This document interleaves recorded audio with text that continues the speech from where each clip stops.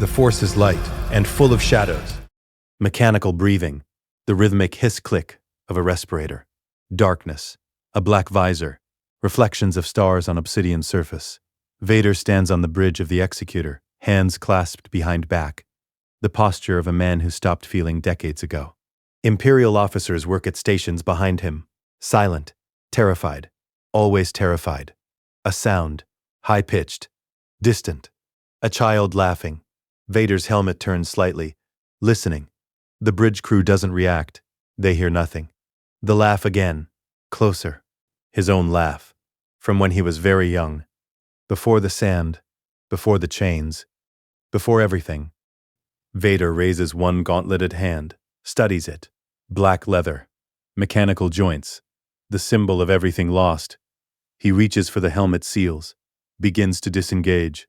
Cut to black. Sunlight streams through tall windows. The chamber is circular, elevated overlooking Coruscant's endless cityscape. 12 chairs arranged in a ring. 12 Jedi Masters. Mace Windu presides. Yoda sits opposite him, small and ancient.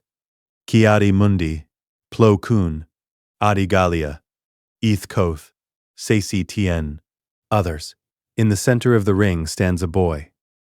Anakin Skywalker, 9 years old, barefoot, wearing a simple slave tunic from Tatooine. Blonde hair falls across his face. He's small, vulnerable, alone. Behind him, near the chamber entrance, Qui-Gon Jinn stands, tall, bearded, watching with the patience of a man who believes in the Force more than in institutions. The camera circles Anakin slowly. The Masters look down at him from their elevated positions, judging, evaluating. A specimen, Mace Windu speaks. Deep voice, measured. The Force is strong with you. A virgin's, you might say. Anakin says nothing. Waiting, Yoda leans forward on his gimmerstick. How feel you? Cold, sir. Simple answer. Honest. Afraid, are you? Anakin hesitates. In another timeline, one that no longer exists, he would say, I'm not afraid. A child's reflexive denial. Here he stands silent for 3 seconds, then speaks very quietly. You should sense fear in all of you. The temperature in the chamber drops. This is not what a 9-year-old says. Mace Windu's eyes narrow. What did you say? Anakin doesn't repeat it. Just stands there, small boy in the center of 12 masters. Ki-Adi Mundi speaks. I sense great fear in you. The tests continue. Yoda asks questions. Simple ones. Designed for a child. What see you? Holding up a holographic display device. Anakin answers. Perfectly. Too quickly. The way a man answers questions designed for a child he used to be. The Masters exchange glances. Something is wrong. The boy is too precise. Too controlled. Mace Windu rises from his chair. The decision has been made. The boy will not be trained. The words hang in the air. In the original timeline, this is where Anakin deflates, where he looks to Qui-Gon for comfort, where he becomes small and hurt and desperate. In this timeline, the moment the rejection lands, something breaks inside Anakin's mind. Not breaks, shatters. Anakin's eyes go wide, pupils dilating, his breath catches. Vision flood. Mustafar. Lava rivers burning. Obi-Wan's face twisted in anguish, screaming words that haven't been spoken yet. The mask. Durasteel sealing over a ruined face. The respirator locking into place. Hiss-click. Hiss-click. Forever. Padme. Lying on a medical table. Eyes closing. 2 babies being born while she dies. The temple. Burning. Younglings screaming. A red lightsaber descending. 23 years. The suit. The pain. The Emperor's laughter. Luke's face on Cloud City choosing to fall rather than join him. The throne room. Lightning. Father, please. The choice. Grabbing Palpatine. Falling. Dying free. All of it. Every moment. Every death. Every sin. Every loss. Crashing into a 9-year-old boy in 3 seconds. Anakin staggers. Doesn't fall. His small hands clench into fists. The vision ends. He's standing in the council chamber. Looks exactly the same as 3 seconds ago. 9 years old. Blonde hair. Slave tunic. But his eyes are different. Ancient. Broken. carrying weight that shouldn't fit in a child's body. The masters feel it. A disturbance in the Force. Something just changed. Reality shifted. Yoda's ears lower. His eyes close. Anakin? The boy looks up. Not at Yoda, at Mace Windu. When he speaks, his voice is quiet. Devastatingly quiet. Master Windu, you'll die in an office chair. Silence. Complete silence. Mace Windu's hand moves toward his lightsaber. Boy, you will explain. You'll have the villain beaten, weapon in hand. And you'll hesitate, because the Jedi Code told you to show mercy. And in that 1 second of hesitation, the Republic dies. Anakin's voice is flat. Factual. I've watched it happen. You were the finest warrior in this order, and you were undone by mercy you couldn't choose for yourself. Mace Windu says nothing. His face is stone, but his hand trembles slightly. Anakin turns to Ki-Adi-Mundi. You'll be shot in the back by soldiers you trusted. Men who loved you. Men whose minds were changed by chips implanted at birth. You'll die confused, wondering why they turned. Ki-Adi-Mundi rises from his chair. This is my Gito, 19 years from now, Commander Bakara and the Galactic Marines. Order 66. Anakin's eyes are blue, but they carry darkness. You'll never understand what happened because you'll be dead before you hit the ground. Plo Koon speaks through his breathing mask. The boy is clearly traumatized. Anakin looks at him. You'll die in your starfighter, shot down by your own clone pilot. You trusted him. He trusted you. Neither of you had a choice. The chip overrode his free will and made him kill you. Adigalia shifts in her seat. Where are these visions coming from? Not visions. Memories. Anakin turns slowly, addressing the entire council. I've lived it. All of it. 23 years in a suit that kept me alive while killing me slowly. 23 years serving the man who destroyed everything I loved. 23 years as Darth Vader. The name means nothing to them. Not yet. But the way he says it. Yoda opens his eyes, stares at the boy. Impossible. You'll think that. Right up until you're hiding in a swamp on Dagobah for 20 years, you'll know what happened. You'll know where I am. You'll know what I've become. And you'll do nothing. You'll call it wisdom. Waiting. Patience. It's not wisdom, Master. It's cowardice. You'll let the galaxy burn because acting became harder than hiding. Yoda's gimmer stick trembles. His ancient face shows something he rarely displays. Genuine shock. Anakin steps back toward the door. His voice drops even quieter. You are not guardians of peace. You're custodians of your own reflection. You look at me and see a threat because I'm something you can't control. And you're right. I am not controllable. But that's not why I'm dangerous. I'm dangerous because I'm right. And you know it. And you're going to choose procedure over truth anyway. Anakin. In looks at him. For the first time, his eyes soften slightly. Not you, Master Jin. You're different. You always were. He walks to the door. Pauses. Looks back at the council. Keep your training. Keep your temple. Keep your code. I'll find another way. He walks out. The door closes behind him. The council chamber is absolute silence. None of the 12 masters speak. Mace Windu slowly sits back down. His face is unreadable, but his hands grip the armrests hard enough to leave marks. Ki-Adi-Mundi speaks first. The boy is disturbed, clearly suffering from be silent. Yoda's voice cuts through, sharp, commanding. Everyone stops. Yoda closes his eyes, reaches out through the Force, searching. After a long moment, he opens his eyes. His ears are flat against his head. Felt something I did. In the boy, not visions, not dreams, lived memory. Impossible it should be. Yet there it is. Mace Windu leans forward. You're saying he was telling the truth. Truth he believes absolutely. Whether true in our timeline, Yoda pauses. No, I do not. But dismiss him, we cannot. Too much weight he carries. Too much knowledge he possesses. Qui-Gon hasn't moved. He's staring at the door where Anakin left. Yoda looks at him. Follow him, you should. Mace Windu stands. Master Yoda, if what the boy said is true, if there is a conspiracy, if the clones are compromised, investigate we must. Quietly.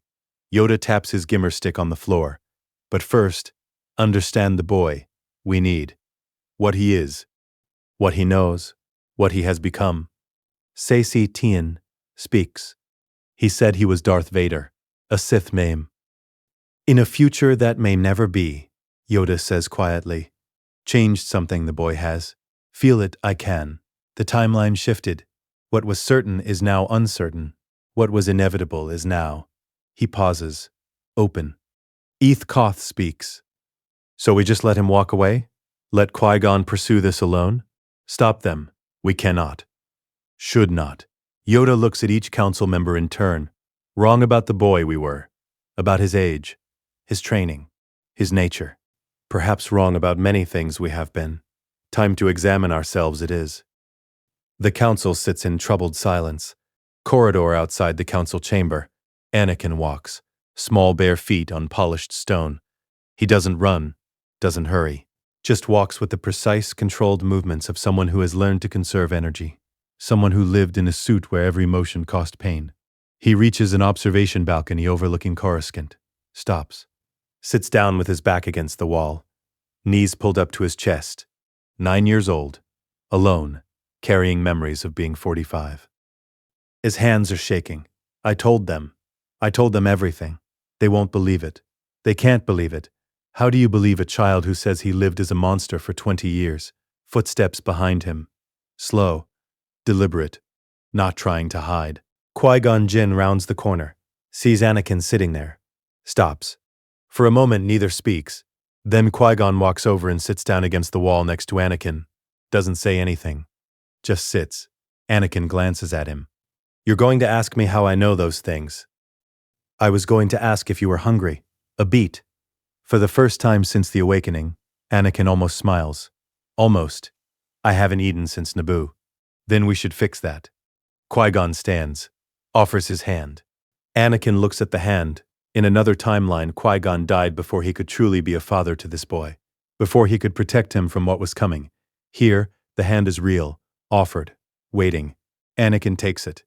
Qui-Gon pulls him up. They walk through the temple corridors. Not speaking. Just walking together. Lower levels of Coruscant. Industrial district. Far from the Jedi Temple's surveillance. Far from Senate eyes. A street vendor's stall. Selling food. Simple. Cheap, good. Qui-Gon and Anakin sit on a bench nearby, eating. The crowds flow past. No one pays attention to a Jedi and a child. Qui-Gon waits, doesn't push. Just eats. Finally, Anakin speaks. I have memories that don't belong to me. Memories of what? The future. A future that hasn't happened yet. Or won't happen now. I don't know which. Anakin stares at his food. In that future, you died.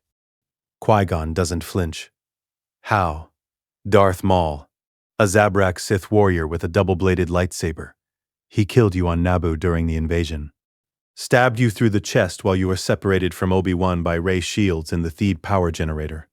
Qui-Gon absorbs this, and after I died, Obi-Wan killed Maul. Took me as his Padawan, trained me. But I was... Anakin's voice catches. I was broken, grieving, angry. And there was a man in the Senate, a senator. He was kind to me, patient. Everything the council wasn't. He manipulated me for years, twisted every fear, every doubt, and eventually... He stops. Can't say it. Qui-Gon speaks gently. Eventually what? Eventually I became his weapon. Darth Vader. I killed everyone. The Jedi. The younglings. People I loved. I destroyed the Republic and helped him build an empire. I served him for 23 years. Until, his voice is barely a whisper, until my son refused to fall like I did. And watching him choose death over darkness, I remembered who I was. For about 5 minutes. Then I died. Silence.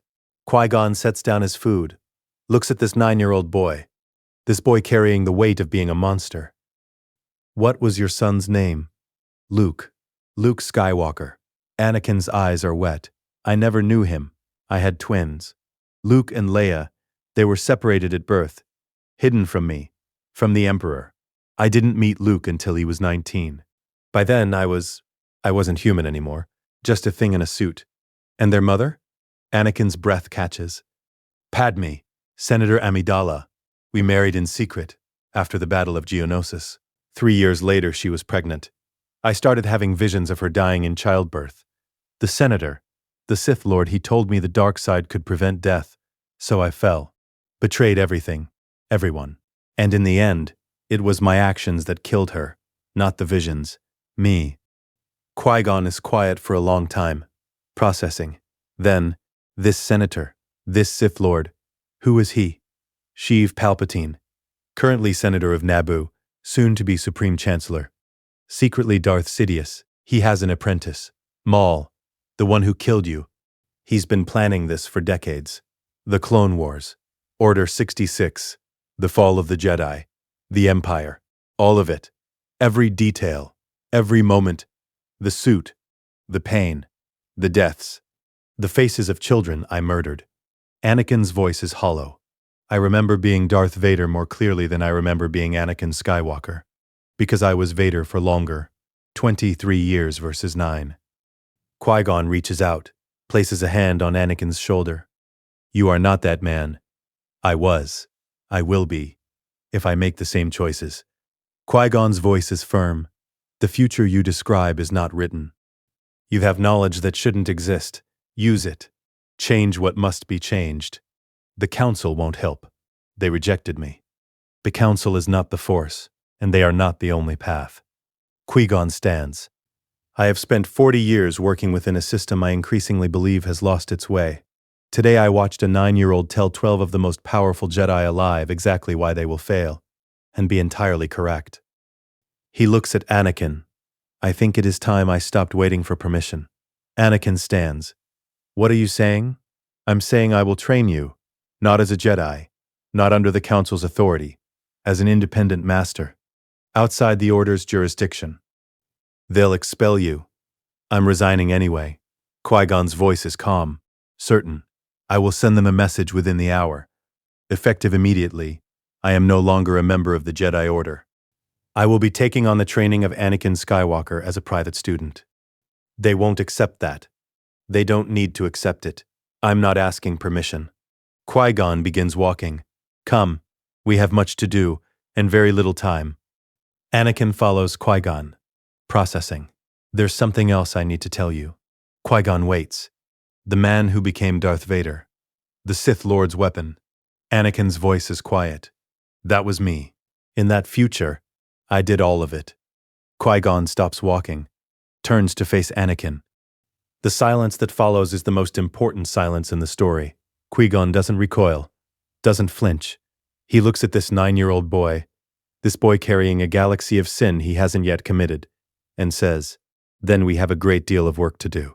Jedi Temple, High Council Chamber. 2 hours later, a holoprojection activates. Qui-Gon's image appears, life-size, standing in what appears to be a simple room somewhere in Coruscant's industrial district. Mace Windu and the Council watch. Qui-Gon speaks. His voice is calm. No anger, no drama. Masters, I am resigning from the Jedi Order. Effective immediately, I will be taking on the training of Anakin Skywalker as an independent master, outside the Order's jurisdiction. This is not a negotiation. It is a statement of fact. I thank you for the years of service and learning, but I believe my path lies elsewhere now. The projection ends. Mace Windu's face is stone. He cannot simply. He can. Yoda interrupts. And has. Stop him. We cannot. Prevent him. We should not. Ki-Adi Mundi stands. Master Yoda, this sets a dangerous precedent. If Jedi can simply leave and take students. Forced to stay, they never were. Yoda's voice is quiet. Forgotten this, perhaps we have. The Order is not a prison. Service is willing. Always has been. Mace Windu paces. And the boy? Anakin. We just let Qui-Gon train him without oversight. Without knowing what he might become? Know what he might become, we do, Yoda says. Told us he did. The question is, will he become it again? Or has the timeline changed enough? Plo Koon speaks. I sense no deception in the boy, only pain. Whatever he experienced, whatever memories he carries, they are real to him. Real to him, and possibly real in truth. Yoda taps his gimmer stick. Investigate his claims we must. Quietly. The senator he named. Palpatine. The clone army. The Sith apprentice. All of it. Verify what can be verified. Mace Windu stops pacing. And if we find evidence, if Palpatine truly is, then face a threat greater than any in 1,000 years we do. Yoda's voice is grave, but prepared now we are. Warned we have been. By a boy who lived through our failure once, and chose to stop it before it begins. The council sits in troubled silence. Adi Gallia speaks. What about Qui-Gon and Anakin? Do we monitor them? No. Yoda's voice is firm. Trust Qui-Gon. I do. And trust the Force. If Anakin is chosen one, and believe this, I do, then perhaps chosen not to serve the Order. Chosen to save it from outside. Sazi Tian frowns. That's not how the prophecy reads. The prophecy speaks of balance, Yoda says quietly. Not of victory, not of Jedi triumph. Balance. Perhaps balance requires one who walks between, neither Jedi nor Sith. Something other. Mace Windu sits back in his chair. I don't like this. Like it, I do not either. But deny reality, we cannot. Yoda closes his eyes. Changed. The future is. Feel it I can. What was certain is now unknown. What path we walk now? He opens his eyes. Discover it we must. Coruscant. Industrial district. A small rented apartment. Sparse. Clean, temporary. Qui-Gon and Anakin sit across from each other. A table between them. Qui-Gon speaks. Before we begin, before I teach you anything, I need you to understand something. I will not train you the way the Order would train a Padawan. You are not a Padawan. You are, he searches for words. You are something else. Something the Order has never encountered. A broken man in a child's body. A man who has seen the consequences of his choices and been given a chance to choose differently. Qui-Gon's voice is gentle but firm. That is not brokenness. That is wisdom purchased at terrible cost. Anakin looks at his hands. Small, 9 years old, not the mechanical prosthetic he remembers. I killed children, in that timeline. Younglings. They were hiding in the council chamber. They saw me, called me master, asked me to protect them. His voice breaks, and I cut them down. Every single one. Qui-Gon doesn't look away. Why? Because the Sith Lord ordered it. Because I was too far gone to refuse. Because I had already lost everything and didn't care anymore. And now, knowing what that cost, would you make that choice again? No. Immediate. Certain. Then you are not the same person. Memory is not destiny. Qui-Gon leans forward. What you did in a timeline that will not happen, that is not who you are here. Who you are here is determined by what you choose now. Today. Tomorrow. Every day forward. Anakin looks up.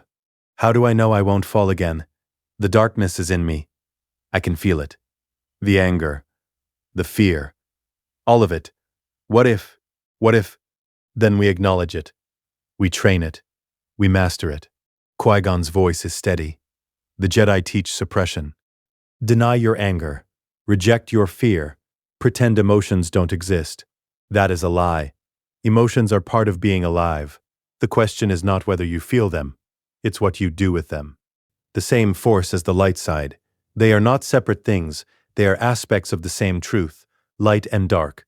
Presence and will. Flow and action. The corruption comes not from touching the dark side. It comes from surrendering to it. From letting it erase your moral grounding. Anakin absorbs this. The Council would call that heresy. The Council lost sight of what the Force truly is. They became guardians of a doctrine instead of students of the truth. Qui-Gon smiles slightly. That is why I was never given a council seat, despite my power. I follow the living Force, not the code. And you'll teach me this? This balance. I will teach you everything I know.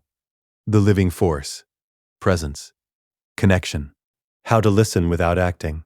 How to feel without drowning. Qui-Gon pauses. But I am not enough alone. Anakin frowns. What do you mean? You need to learn from someone who understands the dark side's temptations from the inside. Someone who has stood at the edge of falling and chose not to. Someone who can teach you strategy, patience, and how to think like your enemies. Who? Count Dooku. Anakin's eyes widen. Dooku falls. In my timeline, he becomes Darth Tyrannus, the Sith Lord's apprentice after Maul dies. When does he fall? After your death. He's already disillusioned with the Order, with the Senate. Palpatine uses his grief over losing you to corrupt him, offers him power, purpose, a way to fix the Republic by burning it down. Qui-Gon nods slowly. Then we must reach him before that grief takes root. I am alive. That changes his primary trigger for falling. But the disillusionment remains. The political anger, all of it. If we approach him now, if we offer him a different path, he might. Dooku is one of the most intelligent beings alive. He was my master. I know how he thinks. Qui-Gon stands, and if he joins us, if we can show him the evidence of Palpatine's conspiracy, we will have one of the greatest strategic minds in the galaxy on our side. Anakin stands as well. And if he refuses? If he reports us to the Council? Dooku has been questioning the Order for years. We are offering him what he's been searching for, a way to actually make a difference, outside the institution that has failed him. When do we approach him? Tonight.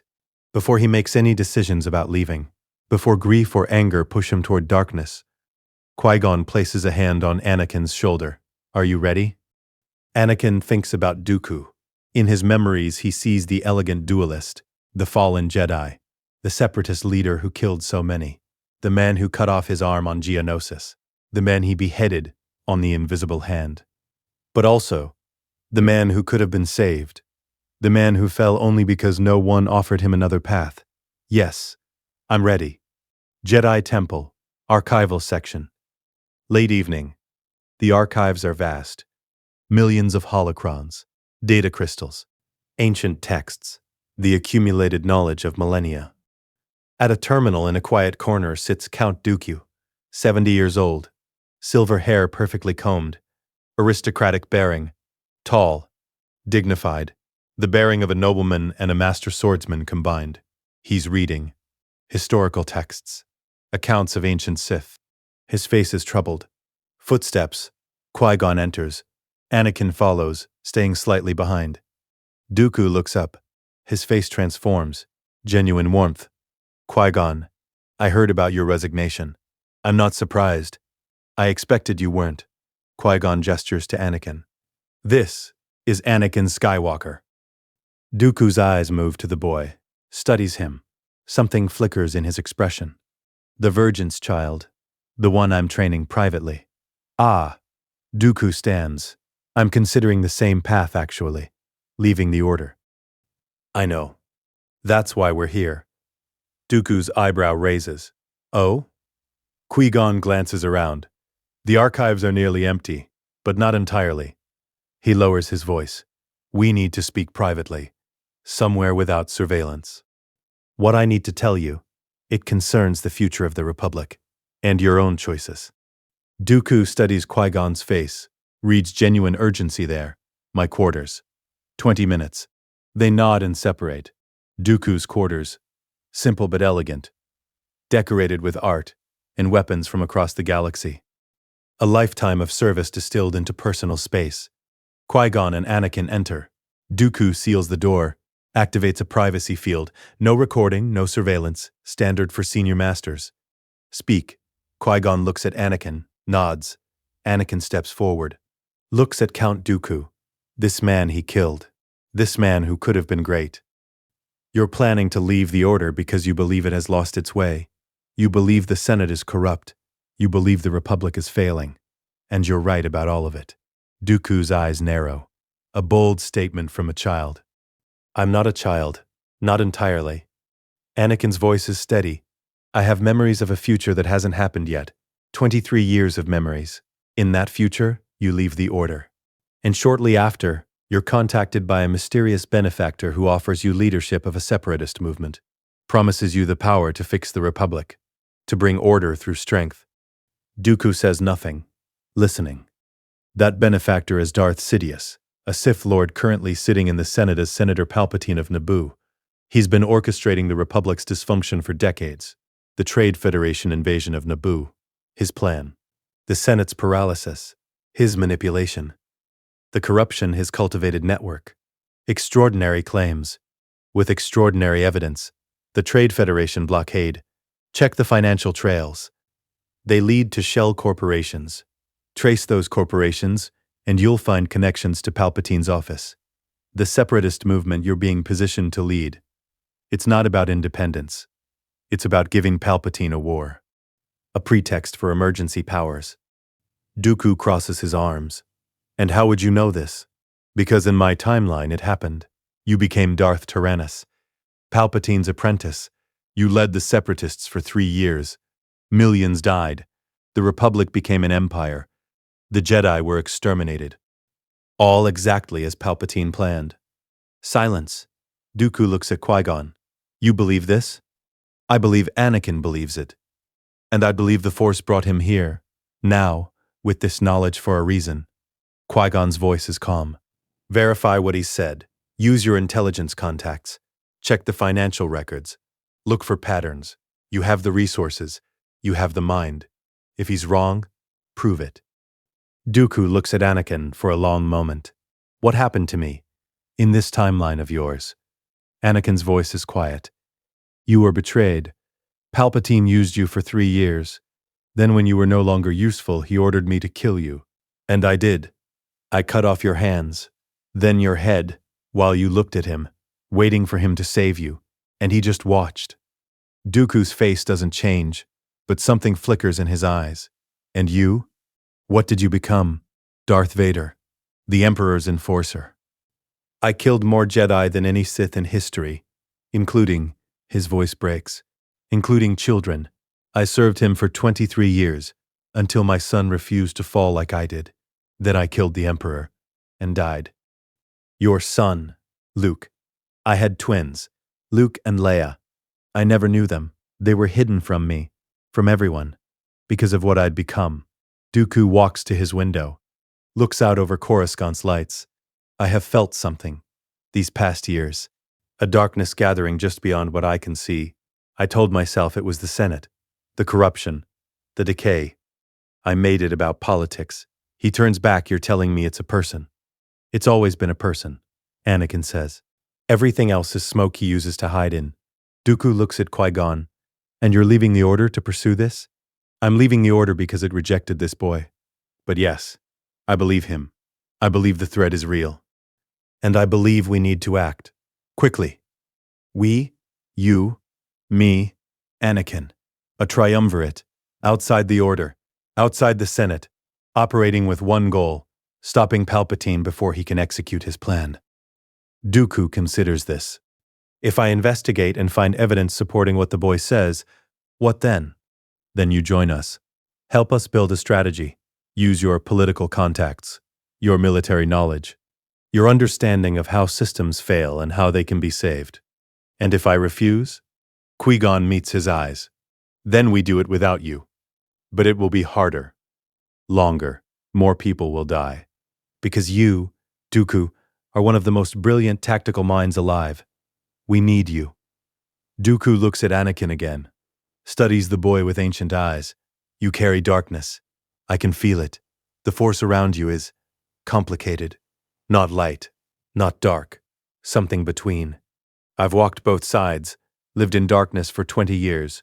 I know what it costs, what it takes, what it turns you into. Anakin's voice is steady. I'm not afraid of the dark side, Count. I'm afraid of surrendering to it. There's a difference. A long silence. Then Dooku nods slowly. I'll investigate. Give me 3 days, I'll check the financial records, the Trade Federation links. Everything you've said. If I find evidence, any evidence, supporting your claims, I'll work with you. And if you find nothing, then I'll leave the Order anyway, because it has failed me regardless of whether Palpatine is Sidious. But I won't join your crusade based on a child's visions alone. Fair enough. Qui-Gon extends his hand. Dooku shakes it, then looks at Anakin. 3 days. Return here. If the evidence is there, we proceed together. Anakin nods. Thank you for listening. Don't thank me yet. I haven't decided anything. Dooku walks to the door, opens it. But I will give you this. The Force is unsettled. Has been for months. Something is shifting. Your presence. He looks at Anakin. Your presence feels like a fulcrum, like everything could tip either direction depending on what you choose. That's what scares me most. Good. Fear can be wisdom if you listen to it, instead of obeying it. Dooku gestures to the door. 3 days. They leave, walking through temple corridors. Late evening now. Few Jedi around. Anakin speaks quietly. Do you think he'll find the evidence? I think if anyone can, it's Dooku.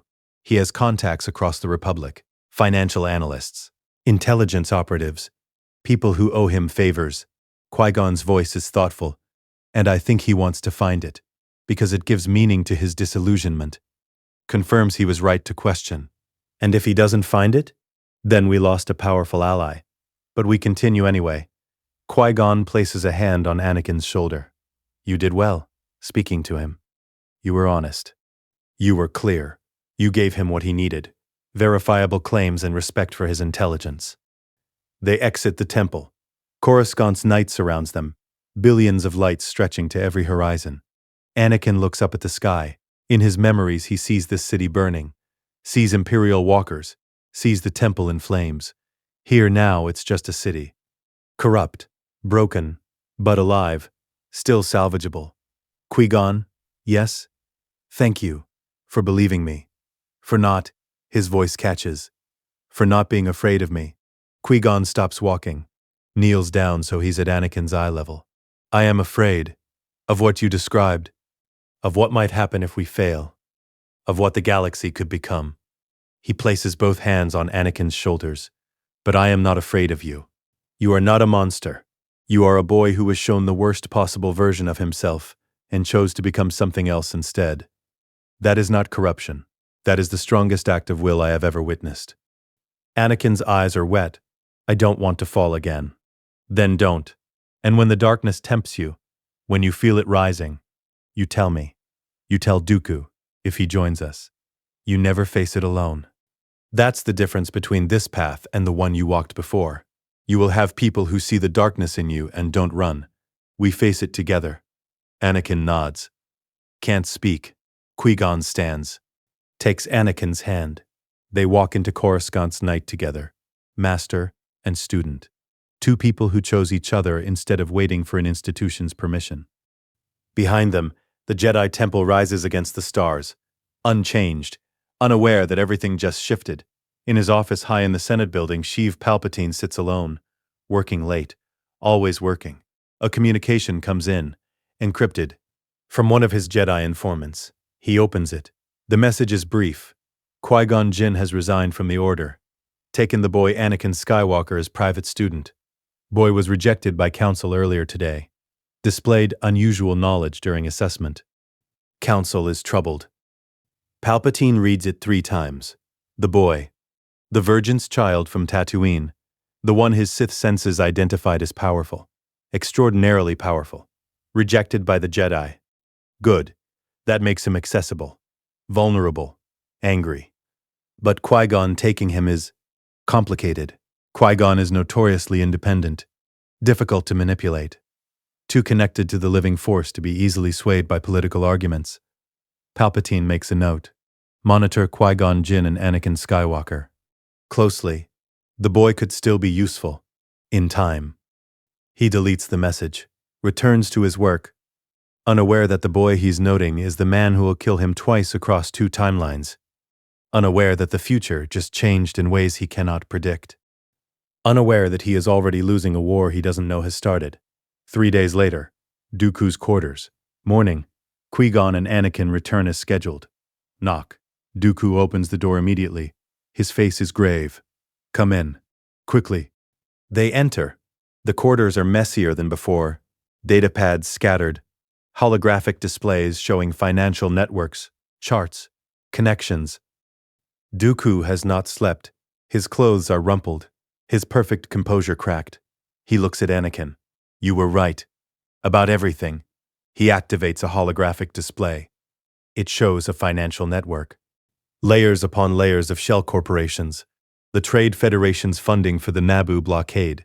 It traces back through 17 intermediary corporations. The trail was deliberately obscured. But I have contacts who specialize in this kind of analysis. They found it. The display zooms in, highlights a company name, tracks it backward, connects it to another, and another, until finally, a Coruscant address. 500 Republica, Senator Palpatine's residential building. This is Qui-Gon stairs. Circumstantial. Barely. But it's there. A financial connection between Palpatine and the Trade Federation action. Dooku changes displays. There's more.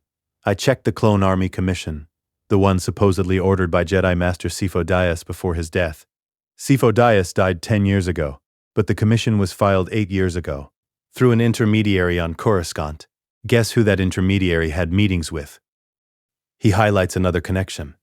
Palpatine's office. Again. Circumstantial, but a pattern. Anakin speaks. The inhibitor chips. Did you check those? I don't have access to Camino yet, but I found references in the Republic's military development budget, line items for behavioral modification implants, buried in procurement documents, authorized by, let me guess, the Chancellor's office. The Vice Chancellor's office, technically, but under Chancellor Valorum's emergency powers framework that Palpatine helped draft. Dooku sits down heavily. He looks exhausted, shaken. I've spent 3 days confirming what should be impossible. And it's all there. Not enough to prosecute. Not enough to take to the Senate. But enough to know, he looks at Anakin. You are telling the truth. Palpatine is connected to all of it. Qui-Gon sits as well. So what do we do? Dooku looks at both of them. We do what you suggested. We work outside the system. We build evidence. We dismantle Palpatine's network piece by piece. And when we have enough, when we can prove it beyond any doubt, we expose him, publicly. We burn his conspiracy to ash. He stands, extends his hand to Anakin. I'm with you, all of it, whatever it takes. Anakin takes his hand, shakes it. The triumvirate is formed. Qui-Gon, the light, the living force, the moral compass. Dooku, the dark edge, the strategist, the pragmatist. Anakin, the balance, the bridge between, the boy who carries futures in his memory and chooses to build a different one. Together, they will change everything. Together, they will stop an empire before it rises. Together, they will save a galaxy that doesn't yet know it needs saving. Naboo. The planet is beautiful, rolling green hills, crystal lakes. Theed. The capital city sits on high cliffs overlooking waterfalls. Elegant architecture. Peaceful, but not now. Now, battle droids patrol the streets. Trade Federation tanks rumble through plazas. The people hide in their homes. The elected queen, Padme Amidala, 14 years old, has escaped to Coruscant to plead before the Senate. The occupation continues. In the royal hangar, a Naboo royal starship sits damaged from escaping the blockade. Repair droids work on the hull. The hyperdrive is still broken from the emergency landing on Tatooine. But that's not why Qui-Gon, Anakin, and Dooku are here. They stand in the hangar's shadows. Arrived on a civilian transport. No Jedi markings. No official presence. Anakin studies the layout. In his memories, Vader's memories, he sees this place. Sees himself as a 9-year-old climbing into a fighter, accidentally triggering autopilot, flying into space, destroying the droid control ship through luck and the Force. Not this time. The invasion force is controlled from orbit, Anakin says quietly. A droid control ship. If we destroy it, every droid on the surface shuts down immediately. Dooku nods. Standard Trade Federation protocol. Central control. Efficient but vulnerable. In my timeline, I destroyed it. By accident. Flew a fighter into the hangar. Autopilot took me through the ship. I fired at random and hit the main reactor. The whole ship exploded. Qui-Gon looks at him. You were 9 years old and flew a starfighter into a capital ship. I didn't mean to. The Force guided me. Or luck. I don't know which. We won't rely on luck this time. Dooku pulls up a holographic tactical display. 3 problems. First, the control ship is in orbit with destroyer escorts. Second, Darth Maul is somewhere on this planet, sent by Palpatine to eliminate the Queen when she returns. Third, the Gungans. The Gungans, native species, amphibious, live in underwater cities. In the original timeline, they allied with the Naboo to create a diversion. Drew the droid army out of Theed so we could infiltrate the palace and capture the Trade Federation viceroy. Qui-Gon considers, we'll need that alliance again. But first, Maul, in the power generator, stabbed you through the chest while you were separated from Obi-Wan by ray shields. Then we don't separate. Qui-Gon's voice is calm. Dooku, you've studied Sith combat techniques. What do we need to know? Maul uses Juyo, Form 7, the most aggressive style, overwhelming offense, relentless. He'll attack constantly, never giving ground, trying to exhaust opponents. Dooku's eyes are sharp. Against one Jedi, even a master, he has the advantage. Against two, he's evenly matched. Against three, if we coordinate perfectly, he loses. Then we coordinate perfectly. Anakin looks at both of them. I know how he fights. I've seen the duel. In my timeline, Qui-Gon fought him alone for too long. Got tired. Made one mistake. That's all it took. Qui-Gon places a hand on Anakin's shoulder. I won't fight him alone. We stay together, all three of us. Agreed? Agreed. They move through Theed's streets, staying in shadows, avoiding droid patrols. Anakin feels it before they see it. The dark side. A presence. Hunting. He's here. Close. Dooku nods. I feel him too. Powerful. Focused. Everything bent toward killing. They reach the Theed power generator. Massive structure. Generates energy for the entire city. Catwalks over plasma pits, ray shields that activate in sequence, creating barriers. In Vader's memories, this is where Qui-Gon died, where everything went wrong. A figure drops from above, lands on the catwalk in front of them. Darth Maul, Zabrak, face covered in red and black tattoos, horns protruding from skull, yellow Sith eyes burning with hatred, black robes. He ignites his lightsaber, double-bladed. Red, the weapon spins in his hands. Jedi, the word is contempt. Qui-Gon, Dooku, and Anakin spread out. Triangle formation. Surrounding Maul, Maul's eyes move between them. Calculating. 3 opponents. Not what he expected. You brought a child. Maul's voice is mocking. How merciful. The child knows how you die. Anakin's voice is cold. 9 years old but sounding older. Want me to tell you? Maul's eyes narrow. Obi-Wan Kenobi cuts you in half on this exact catwalk. You fall into the pit. Survive through hatred. Spend 10 years insane on a junk planet. Come back. Get your revenge. Then get killed again. Your whole life is dying badly over and over. Maul snarls. Lies. Test me. Maul attacks. He moves like lightning. Double blade spinning. Strikes coming from impossible angles. Pure Juyo. Overwhelming offense. But he's attacking 3 masters. Qui-Gon blocks high, blue blade intercepting red. Dooku blocks low, his elegant Makashi form creating perfect defense. Anakin, unarmed, no lightsaber yet, uses the Force. Pushes Maul's strikes off target by millimeters. Just enough. The coordination is seamless. They've drilled this. 3 days of preparation.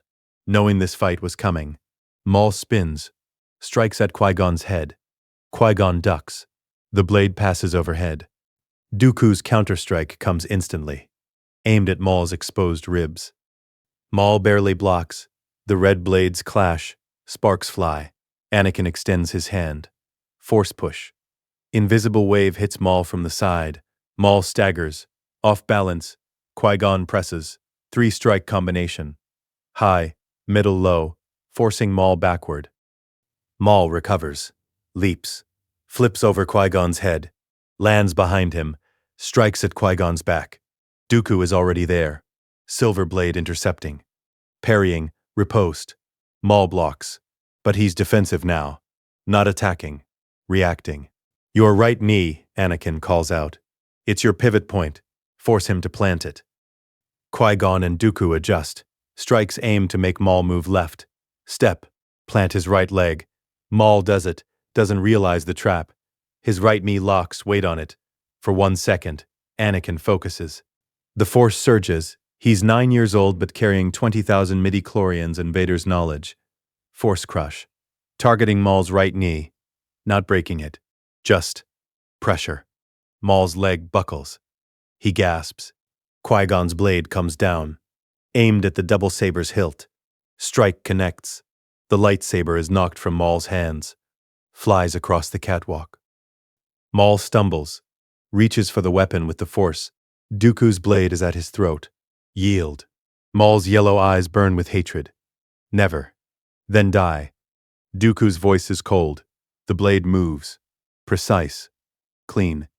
Through Maul's throat. The Zabrak falls. Dead before he hits the catwalk. Silence. Qui-Gon deactivates his lightsaber. Breathing hard. That was efficient. Dooku looks at Anakin. Your tactical calls were perfect. You saw his patterns. I watched him kill Qui-Gon in my memories 1,000 times. I know every move he makes. Anakin stares at Maul's body. Feels nothing. No triumph. No guilt. Just necessity. One threat eliminated. Qui-Gon places a hand on Anakin's shoulder. Are you all right? I just helped kill someone. You helped stop a Sith warrior who would have murdered everyone in his path. There's a difference. Is there? Anakin looks up at Qui-Gon. Where's the line? Between justice and murder? Between defense and... He gestures at Maul's body. The line is choice. Conscious choice. Made with full awareness of consequences. Qui-Gon's voice is gentle. We didn't want to kill him. We gave him the option to yield. He refused. We made the hard choice because it was necessary, not because we enjoyed it. Dooku speaks. Welcome to War Boy. It's all hard choices from here. They leave the power generator. Maul's body stays behind. They'll report it eventually. Let the Jedi Council know their Sith threat is neutralized. But first, the invasion. The Gungan's sacred place. Deep in the swamps, Qui-Gon, Dooku, Anakin, and Queen Amidala return to Naboo with her security forces, stand before Boss Nass. The Gungan leader is massive, amphibious, skeptical. Naboo Biggin, always pushing around Gungans. Padme steps forward, removes her queen's makeup, reveals herself as the handmaiden who was traveling with them. I am Queen Amidala. I've come to ask for help. The Trade Federation threatens both our peoples. Together we can drive them off our planet. Boss Nass considers. Hosa gonna help the Gungan leader. Unprecedented. Our people have been arrogant. We've ignored you, pushed you aside. I ask for your forgiveness. And your alliance. Anakin watches Padme. In his memories he sees her older. Senator. Fighter. Mother of his children. Dying because of him. Here, she's 14. Brave. Kneeling in mud. Asking for help. Beautiful. Boss Nass looks at her for a long moment. Then, Okade, Gungans help Naboo. The grand army of the Gungans assembles. Thousands of warriors. Strange weapons. Energy shields. Riding giant beasts. The plan is simple. Gungans engage the droid army in the plains. Draw them away from Theed. While they're distracted, Padme's forces infiltrate the palace. Capture Viceroy Newt Gunray. End the occupation.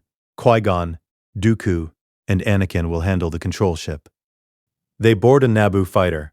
Dooku pilots. He's an excellent pilot. Qui-Gon co-pilot. Anakin in the rear seat. They launch. Break atmosphere. Space above Naboo. The Trade Federation droid control ship hangs in orbit. Massive. Spherical. Destroyer escorts flanking it. We have one shot at this, Dooku says. The moment we approach, they'll scramble fighters. We'll have maybe 90 seconds before we're overwhelmed. Head for the main hangar. I know where the reactor is. Anakin's voice is steady. I accidentally flew this exact path in my timeline. The main reactor is deep inside. Section 12. If we can get a proton torpedo into the reaction chamber, the whole ship goes up. Accidentally flew this path. As a 9-year-old. The Force was guiding me, I think, or I was the luckiest child alive. Either way, I know the route. They accelerate. The control ship's defenses activate. Turbolaser fire. Droid fighters launching. Dooku's piloting is flawless, weaving through fire, banking, rolling. The Naboo fighter is small and maneuverable, built for this. They enter the hangar. Battle droids scramble, fire at them. Dooku flies deeper. Into the ship's interior, following Anakin's directions. Left corridor. Down 3 levels, straight through the power coupling station. The fighter screams through narrow corridors. Scraping against walls, sparks flying, they reach the reactor chamber. Massive, glowing. The ship's heart. There, Anakin points. The central shaft fire torpedoes into it. Maximum spread. Dooku arms weapons, fires. 2 proton torpedoes streak into the reactor core. Now get us out. Dooku banks hard. Full throttle. Racing back through the corridors. Behind them. Explosion. Chain reaction starting. The reactor goes critical. They exit the hangar just as the control ship begins to tear itself apart. Internal explosions. Hull breaching. They fly clear. Watch from safe distance. The entire ship explodes. Massive fireball. Debris spreading. On Naboo's surface, every battle droid freezes mid-action. Shuts down. Falls. The Gungan army cheers. In Theed Palace, Padme's forces capture Nute Gunray without resistance. The invasion is over. Theed. Victory celebration. Night. The streets are filled with people. Gungans and Naboo together. Music. Dancing. Relief. Qui-Gon, Dooku, and Anakin stand apart from the crowds, watching. Palpatine lost Maul, lost the invasion, lost his crisis. Dooku's voice is thoughtful. He'll adapt. He's patient. He'll find another way. We need to be more patient. More careful. Qui-Gon looks at Anakin. You said in your timeline he becomes Chancellor. The vote of no confidence still happens. Padme calls for it. Valorum is corrupt, ineffective. Palpatine gets nominated and elected. All of that might still proceed. We stopped the invasion, but the Senate crisis remains. Dooku nods slowly.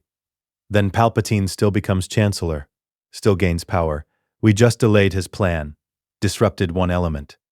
Which means he knows someone interfered. Anakin's voice is grim. He'll investigate. Try to find who killed Maul, who destroyed his control ship. We can't operate openly anymore. Agreed. Qui-Gon looks at both of them. From this point forward, we work in secret. Completely. Anakin, you need to disappear. What? Palpatine knows about you. A powerful, Force-sensitive child rejected by the Jedi. If he learns you're with us, he'll target you, use you, try to corrupt you or eliminate you. Qui-Gon's voice is firm. We need to make you vanish from his awareness entirely. Dooku understands immediately. A death. Officially. A transport accident. During the victory celebration. Tragic. A child caught in the wrong place. It happens. Anakin processes this. You want to fake my death. I want to protect you from the most dangerous being in the galaxy. Qui-Gon kneels to Anakin's level. If Palpatine thinks you're dead, he stops looking, stops planning for you. You become invisible, and from that invisibility, we can work without him anticipating our moves. And where would I go? If I'm dead? Sereno. Dooku's voice is quiet. My homeworld. I have an estate there. Isolated. Secure. Far from Coruscant's eyes. You can train there. Grow strong there. In secret. For how long? Years. Until you're ready. Until we've built enough evidence against Palpatine. Until the timing is right. Qui-Gon places hands on Anakin's shoulders. I know it's asking you to hide, to give up a childhood, but I already gave up my childhood. When these memories hit me, Anakin's voice is steady. I'm not a child anymore. Haven't been since the council chamber. If hiding keeps me alive and keeps Palpatine blind, then I hide. A body is found 3 days later. A young boy. Tatooine slave who died of heat stroke, body preserved in a medical facility. Similar age, similar build. The body is placed in a crashed speeder. The crash is reported as accident during the celebration chaos. The Jedi Council is notified. Anakin Skywalker, the Virgin's child, is dead. Qui-Gon Jinn reports it personally. His face shows appropriate grief, regret. The tragedy of a child lost too soon. Mace Windu receives the report, files it, feels unease but accepts the evidence. Yoda meditates on the news, senses something, a disturbance, but the boy's Force presence is gone from Coruscant, vanished. Dead, they conclude. The Chosen One prophecy, uncertain now, perhaps misinterpreted, perhaps referring to someone else. They move on. The galaxy continues. And on Coruscant, in his Senate apartment, Palpatine receives the same report. Anakin Skywalker, dead. The Virgin's child, the extraordinarily powerful anomaly, eliminated by random accident. Palpatine files it. Makes a note. Unfortunate. The boy could have been useful, but the galaxy is full of Force sensitives. Others can be found. He never looks at that file again. Never knows the boy is alive. Never knows he just made his first fatal mistake. Sereno, a gray world, rocky cliffs, dark forests, ancient, beautiful in a severe way. House Dooku's estate rises from the cliffs. Castle-like, stone and metal, elegant but fortified. Inside, Qui-Gon and Anakin stand in a training hall. Large, empty, perfect acoustics. Qui-Gon holds a training saber. We begin with basics. Form 1. Shi-Cho, the foundation. Anakin takes the practice blade. It's light, simple. They drill, over and over, basic strikes, parries, footwork. Anakin is fast, learns quickly, but Qui-Gon makes him slow down. Speed without precision is wasted. Feel each movement, understand why it works. Then speed comes naturally. Hours pass. Days. Dooku joins them, teaches different lessons. Form 2. Makashi, the duelist's form. Economy of motion, precision over power. He demonstrates. His blade moves like calligraphy, minimal movement. Maximum effect. Power is for those who lack precision. Dooku says, "You have power, boy. Extraordinary power. Learn to use it sparingly." Anakin practices, the elegant strikes, the controlled footwork so different from the aggressive style he remembers Vader using. In my timeline I used Form 5, Gem So, Vader's style. Brutal. Overwhelming. You can learn that too. Eventually. But first, learn to not meet it. Dooku's voice is sharp. Any fool can swing harder. The true master strikes once and ends it. Months pass. Anakin grows, not much physically. He's still young. But mentally, emotionally. Qui-Gon teaches him meditation. The living force. Feel it flow through everything. You're not commanding it, you're participating in it. Anakin sits in the estate gardens, eyes closed, feeling. The force is everywhere. In the trees, the stones, the air, moving, breathing, alive. Don't grab it. Qui-Gon's voice is gentle. Let it move through you. Anakin releases control, stops trying to force the force. It flows. Natural. Easy. For the first time since the awakening, he feels peace. Brief, fragile, but real. Dooku teaches strategy. Palpatine won't be defeated by lightsabers. He'll be defeated by information, evidence, political maneuvering. They study together. Maps of the Republic, Senate structures, financial networks, clone army logistics. The chips, Anakin says, in my timeline they're installed in every clone. Millions of them. Order 66 hard-coded. When Palpatine gives the command, every clone turns on their Jedi general. Then we need to intercept that. Neutralize the chips before they can be used. How? The clones are being grown on Kamino. Tight security. Kaminoan control. We infiltrate. Eventually. When you're older. When we have resources. Dooku makes notes. For now, we gather intelligence. Build networks. Prepare. Years pass. Anakin turns 11, 12, 13. He grows taller. Stronger, his control of the Force deepens. Qui-Gon teaches him to heal. Small injuries at first, then larger ones. The Force wants balance. Health. Flow. You're helping it return things to what they should be. Anakin heals a broken bird, watches it fly away. Feels good. Right. Not the dark side's destruction. The light side's restoration. Dooku teaches him to fight multiple opponents. Training droids. Remotes. Simulations of battles. You'll rarely face one enemy. Learn to track 6 simultaneously. Predict their coordination. Break their patterns. Anakin fights blindfolded, sensing through Force alone. Blocking shots. Countering. His skill grows terrifying. Precise. controlled. At 14, he builds his lightsaber. The crystal cave on Sereno. Qui-Gon guides him inside. The crystal calls to you. Listen, feel which one is yours. Anakin walks through the cave. Crystals everywhere. Blue, green, purple, yellow. None feel right. Deeper, into the cave's heart. There, a crystal, different from the others, glowing with strange light. Anakin reaches for it, touches it. The crystal responds. Warmth, power, but not light or dark, both, unified. He takes it, returns to Qui-Gon. This one.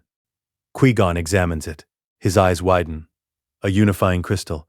I've only read about these. Theorized. Never seen one. What does it mean? It means the Force recognizes what you are. Someone who walks between. Not light. Not dark. Balanced. Anakin builds the saber. Carefully. Following ancient designs. Adding his own modifications. When he ignites it, the blade is gold. Pure gold. Like a star. Qui-Gon and Dooku stare. I've never seen that color, Dooku says quietly, because no one has done what you're doing. Qui-Gon says, no one has truly balanced both sides. You're new. Anakin stares at the gold blade. In Vader's memories, he sees the red saber, symbol of everything he became. This blade, gold, is different. Something better. Something chosen. He deactivates it, clips it to his belt.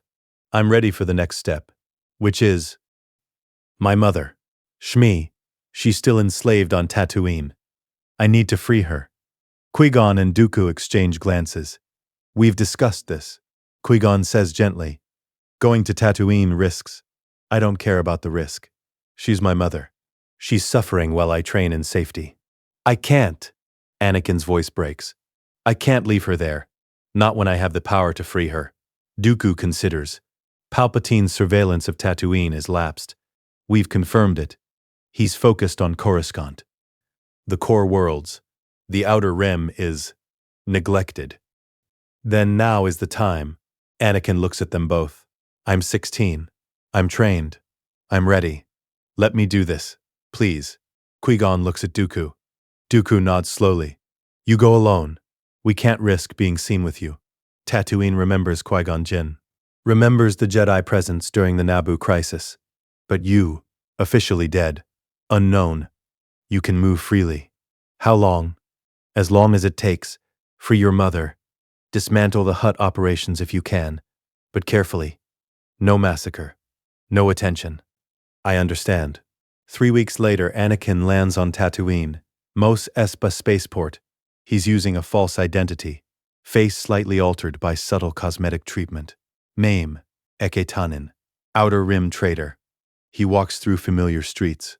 Changed but the same. The heat, the sand, the smell. He finds Watto's shop. The Toydarian is there. Older, grumpier. Anakin doesn't reveal himself. Just walks in. I hear you have a slave for sale. Shmi Skywalker. Watto looks at him suspiciously. How you know about her? Word gets around. I'm willing to pay well. They haggle. Anakin pays in credits. Legally. No violence. No drama. Shmi is brought out. She's aged. 45 now. Still beautiful but worn by years of slavery. She looks at this young man. 16. Tall. Confident. Doesn't recognize him. You're free, Anakin says quietly. The sale is complete. You're no longer property. Shmi's eyes fill with tears. Thank you. I don't know how to. You don't need to thank me. You deserve freedom. He arranges for her to stay with Cliegg Lars, a moisture farmer who's been kind to her, who wants to marry her. Shmi accepts. Moves to the Lars homestead. Anakin watches from distance. Doesn't reveal who he is. She's happy. Safe. Beginning a new life. That's enough. But freeing one slave isn't enough. The system remains. Anakin spends the next 2 weeks mapping Tatooine's slave network. Jabba's operations, the holding pens, the traders, the buyers. He doesn't kill anyone. Qui-Gon's teaching holds, but he destroys the infrastructure. Slave pens, opened. Records burned. Traders, financially ruined through careful data manipulation. Jabba's enforcers find their operations crippled, slaves vanishing, profits evaporating. By the time Anakin leaves Tatooine, the slave trade is functionally destroyed. It will take decades to rebuild. He boards his ship, looks back at the desert planet. His mother is free. Thousands of slaves are free. The system that enslaved him is broken. It's not perfect. Evil will return. But today he made a difference. The ship lifts off. Anakin watches Tatooine shrink behind him. In the Lars homestead, Shmi lights a candle, as she does every night, for her son, dead 7 years ago in a transport accident. She whispers a prayer for his peace, for his soul. She doesn't know he was just here, freed her, saved thousands. She doesn't need to know. Her freedom is enough. Sereno, Anakin returns. Qui-Gon and Dooku wait. It's done. She's free. The slave networks are destroyed. And you? Qui-Gon studies his face. How do you feel? Like I finally did something that mattered. Not training. Not preparing. Actual. Good. Then hold that feeling. Remember it. That's why we do this. Not for power. Not for destiny. To help people who can't help themselves. Years continue. Anakin is 17, 18, 19. The clone army is almost ready. Dooku's intelligence confirms it. 3 years from deployment. We need to move on Kamino. Dooku says. The chips must be neutralized before the clones deploy. They plan. Carefully. A covert insertion. Dooku will approach his investor. Qui-Gon as researcher. Anakin as technical specialist. The mission is set. But first, another development. A communication. Encrypted. From one of Dooku's intelligence contacts. Palpatine is being promoted. The Senate will vote next month. He'll become Supreme Chancellor. The second phase of his plan is proceeding. Dooku shows the report to Qui-Gon and Anakin. He's adapting. Lost Maul. Lost the Naboo crisis as a clean victory. But still maneuvering. Still gaining power. Anakin studies the report. In my timeline, he's Chancellor for 13 years before declaring himself Emperor. We have time. But not much. Then we use it wisely. Qui-Gon looks at them both. Kamino first. Neutralize the chips. Then we build evidence. When we move against Palpatine, we do it with proof the Senate can't ignore. They prepare. The infiltration of Kamino is planned down to the second. Everything is ready. The Shadow War has lasted 10 years. Anakin has grown from child to man. Trained in secret. Removed from Palpatine's sight. Now, the offensive begins. Kamino. The water world. Endless ocean. Perpetual rain. Massive stilt cities rising from the waves like needles. Tipoca City. The primary cloning facility, where the Grand Army of the Republic is being grown. A civilian transport approaches. Requests landing clearance. 3 passengers aboard. Count Dooku, using his real name, his noble title. A legitimate investor interested in cloning technology. Qui-Gon Jinn, using the alias Dr. Jard Quinn, geneticist and researcher. Anakin Skywalker, using the name Eke Tannen, technical specialist. 19 years old now. Tall. Controlled. His gold lightsaber hidden beneath his coat. They land. The rain hammers the hull. Gray skies. Gray ocean. Everything gray. Prime Minister Lama Su greets them personally. Tall. Pale. Kaminoan. Long neck. Large eyes. Clinical. Count Dooku. An honor. Your interest in our work is most welcome. Dooku smiles. Aristocratic. Charming. I've heard remarkable things about your cloning techniques. I represent investors interested in diversifying. Of course. A tour, perhaps? They walk through sterile corridors. Everything white. Clean. Lifeless. Past gestation chambers. Thousands of pods. Clone embryos floating in fluid. Growing. Remarkable. Qui-Gon murmurs. Playing his role. The growth acceleration is twice normal human rate. Lama Su says proudly. And behavioral modification ensures unit cohesion and loyalty. Anakin speaks for the first time. Quiet. Technical. The behavioral modification. How is it implemented? Inhibitor chips. Organic technology, implanted during embryonic development. Ensures the clones follow orders without question. And the programming? What commands are encoded? Lama Su hesitates. That information is classified. Contractual obligation to our client. We understand. Though for investment purposes, we'd need to verify the technology's efficacy. Perhaps a demonstration? Technical specifications? Lama Su considers. Investors mean credits. Credits mean continued operations. I can arrange limited access. For review purposes, they're led to a medical bay. Nala Se, chief medical officer, joins them. Another Kaminoan, female, precise. She shows them technical displays, chip specifications, behavioral programming architecture. Anakin studies it, memorizes everything, the chip's location, base of skull wrapped around brainstem, the programming structure, the encryption. He catches Qui-Gon's eye. Tiny nod. They have what they need. Fascinating, Dooku says. We'll need to discuss this with our partners. Perhaps we could arrange a longer consultation? Say tomorrow evening? Acceptable. Lama Su inclines his head. Accommodations can be provided. They're shown to guest quarters. Simple but comfortable. Private. The moment they're alone, Anakin pulls out a datapad, begins working. The chips are there, exactly as I remembered. Order 66 is encoded. Command phrase, execute Order 66. Voice authenticated to Palpatine's biometric signature. Qui-Gon sits beside him. Can we remove them? Surgically, yes. But there are millions of clones. Some already deployed, others in gestation. Removing every chip would take years. We'd be discovered long before we finished. Then we don't remove them. We reprogram them. Both look at him. The chips are biological technology. Programmable. We access the source code. Rewrite Order 66. Make it inert. Anakin considers. That could work. But we'd need access to the central programming database, where the chip templates are stored. Any chip grown after our modification would be clean. And the existing chips? Already implanted? We'd need to broadcast a firmware update. The Kaminoans must have a system for updating behavioral parameters remotely. Find it. Use it. This is beyond my technical knowledge. It's not beyond mine. Anakin's voice is certain.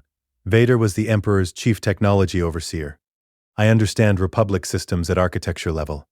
I can do this. I just need access. They plan. Dooku will keep Lama Su occupied with investment discussions. Qui-Gon will engage the scientists in philosophical debate about clone individuality, genuine fascination that will keep them talking for hours. Anakin will infiltrate the programming center. Alone. Night on Kamino. The rain never stops. Anakin moves through corridors. Dressed in technician's clothing. Stolen credentials. Face partially obscured by hood. He reaches the programming center. 2 Kaminoan technicians on duty, working at terminals. Anakin waits, patient, watching their patterns. One technician leaves. Shift break. The other remains. Focused on work. Anakin approaches. Quiet. Uses the Force to cloud perception. The technician doesn't notice him until he's standing right there. Excuse me, the technician starts. Anakin's hand extends. Mind trick. You need to take a break. You're very tired. The technician's eyes glaze. I need to take a break. I'm very tired. Go rest. I'll cover your station. You'll cover my station. The technician leaves. Anakin sits at the terminal, accesses the chip programming database, security protocols, encryption, layers of protection. But he knows this architecture. Vader rebuilt these systems after the Empire took control. He knows the back doors, the vulnerabilities. His fingers move across the interface. Fast, precise. He finds it, the chip template, the source code for behavioral programming. Order 66 is there, buried deep. Waiting. Protocol 66. Upon voice command, execute Order 66. Authenticated to biometric profile, PAL, PAT, INE, SHEEV, 001. All units will terminate Jedi targets without hesitation or question. Protocol override, absolute, cannot be countermanded. Anakin stares at it. This code, this single command, would have killed thousands. The entire Jedi Order. He deletes it, not removes it. That would flag as missing. He rewrites it. Protocol 66 upon voice command, execute Order 66, authenticated to biometric profile PAL, PAT, IONE, SHEEV 001. All units will stand down and await further orders. A null function. Harmless. Palpatine gives the command, and nothing happens. But that's not enough. He needs to update existing chips. He finds the firmware broadcast system, used for updating clone conditioning remotely. He uploads the modified code, sets it to transmit across all Camino networks, every clone currently in gestation, every clone already deployed. Initiates transmission. The update begins, silently, propagating through millions of chips across the galaxy. It will take 6 hours for full saturation, but after that, Order 66 will be dead. Anakin erases his access logs, covers his tracks, stands from the terminal. The Kaminoan technician returns from break, sees Anakin leaving. "Who are you?" Anakin waves his hand. "I was never here. You've been working alone all night." "You were never here. I've been working alone all night." Anakin walks away, into the rain-soaked corridors, back to guest quarters. Qui-Gon and Dooku wait, tense. It's done. Order 66 is neutralized. The update is broadcasting now. By morning, every clone will be clean. One threat, Anakin corrects. Palpatine remains. He'll adapt when he realizes the chips don't work. Find another method. Then we move to the next phase. Dooku pulls out a data chip. "I've been compiling evidence for 10 years. Financial records, communication intercepts, connections between Palpatine and the Trade Federation, the Separatists, everything." Is it enough? Enough to raise questions. Not enough to convict. Not yet. We need more. We need... Dooku pauses. We need to make him reveal himself. Publicly. Undeniably. How? Qui-Gon speaks quietly. We bait him. Make him think he's winning. Then spring the trap when he can't escape. They return to Sereno. The Camino mission complete. But Palpatine is changing too. Growing stronger. He's been Supreme Chancellor for 3 years now. Emergency powers granted during the Separatist crisis. Powers he never relinquishes. The Separatist movement exists, but fractured. Without Dooku leading it, it's dozens of grievance factions, less effective as a unified threat. But Palpatine adapts, uses the fragmentation to his advantage, paints the Separatists as chaotic, dangerous, justifies military buildup. The clone army deploys, commanded by Jedi generals. Defending the Republic, everything proceeds according to Palpatine's plan, just slower, less catastrophic. He doesn't know why Order 66 failed when he tested it quietly, assumed it was a malfunction, had the Kaminoans investigate.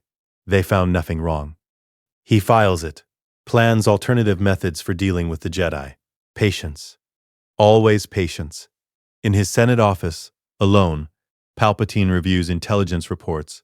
The Grey Knight, the figure who's been disrupting Sith operations for 13 years, never caught, never identified, always one step ahead. Palpatine has theories, a rogue Jedi, a Separatist agent, a rival Sith. He's never suspected it's the dead boy from Tatooine, the Virgin's child, supposedly killed in a speeder accident during Naboo celebrations. That file is closed, has been for years. His fatal blindness. A new report arrives, encrypted. From his network, strange financial activity. Sereno Holdings, Count Dooku's estate. Dooku, who left the Jedi Order 13 years ago. Who never joined the Separatists despite Palpatine's careful recruitment attempts. Who vanished into nobility and hasn't been heard from since. Palpatine opens the file, reads carefully. Dooku is alive, active, has been building something. Investing in intelligence networks, technology, hiring specialists. For what purpose? Palpatine flags it. High priority. Investigate further. He pulls up another file. Qui-Gon Jinn. Officially resigned from the Jedi Order. No known location. Disappeared. And 13 years ago, both men were involved with Anakin Skywalker. The dead boy. Palpatine goes very still. He pulls up the death report, reads it again. A speeder accident, body confirmed, Jedi Council notified. But what if? He runs a search, Any sightings of the boy? Any force signatures matching that power level? Any... Nothing. The boy is dead. The evidence is clear. But Palpatine has survived by trusting instinct over evidence when instinct screams. He opens a new directive. To his intelligence network. Find Qui-Gon Jinn. Find any associates of Count Dooku. And verify, absolutely verify that Anakin Skywalker is truly dead. Sereno. Dooku receives alert. Palpatine is investigating, asking questions about you. About Qui-Gon, he's getting close. Anakin is 22 now, fully grown, powerful. Trained for 13 years. Then we force the confrontation, now, before he's ready. How? We announce ourselves, publicly. Challenge him directly. Qui-Gon frowns. That's dangerous. If we reveal you're alive, I want him to know. I want him afraid. Anakin's voice is cold. He's been operating from the shadows for decades, manipulating, hiding. Time to drag him into the light. Dooku considers, we'd need overwhelming evidence, proof the Senate cannot ignore. Everything I've compiled plus more. We need witnesses, testimony, physical evidence of Sith activity. We have Camino documentation, the inhibitor chips. That alone proves conspiracy.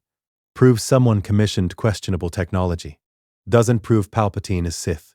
Dooku shakes his head. We need him to reveal himself. Personally. Publicly. Anakin thinks. In Vader's memories he sees Palpatine's office. The final confrontation. Mace Windu's attempt to arrest him. What if we make him fight? Cornered. Desperate. He'll use Sith powers. Lightning. Force abilities no senator should possess. In front of witnesses. Witnesses he'd kill immediately. Not if we record it. Broadcast it live. To the entire Senate. The entire Republic. He reveals himself to billions simultaneously. Can't kill everyone. You're proposing we walk into the Supreme Chancellor's office and provoke him into attacking us. On camera, yes. That's Qui-Gon pauses. Actually brilliant. And insane. Both. Anakin smiles slightly. But it'll work. Palpatine's arrogance is his weakness.